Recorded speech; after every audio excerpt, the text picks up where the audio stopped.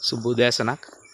මේ තියෙන්නේ අපේ තුඹකරිවිල වගාවේ පිරිමි මල් ටික. මේවා වෙනම හදලා තියෙන්නේ. සාමාන්‍යයෙන් වැල් 10ට එක වගේ වෙන්න තමයි අපි තුඹකරිවිල හදන්නේ. මෙන්න එපිලක්නත් ඇවිල්ලා එයාලා වැඩේ කරගෙන යනවා. මේ දවස්වල වැස්ස හින්දා ඔය අපි ගහන කොහොඹ තෙල් හරි එහෙම නැත්නම් වෙන වෙන ගොම වලින් හදාගන්න කෘමිකර්ෂක හරි එච්චර වැඩ කරන්නේ නැහැ. ඒ කට්ටියත් පොඩ්ඩක් හිටපුවාවේ. අද මම ඔයාලට පෙන්නන්නේ තුඹකරිවිල මල් පරාගණය කරන හැටි.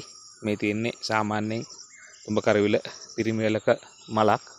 මේ විදිහට මල් ගොඩක් තිබෙනවා මේ අපේ වැල්වල. ඒකෙන් පරාගණය කරන හැටි අද මම පෙන්නන්නම්.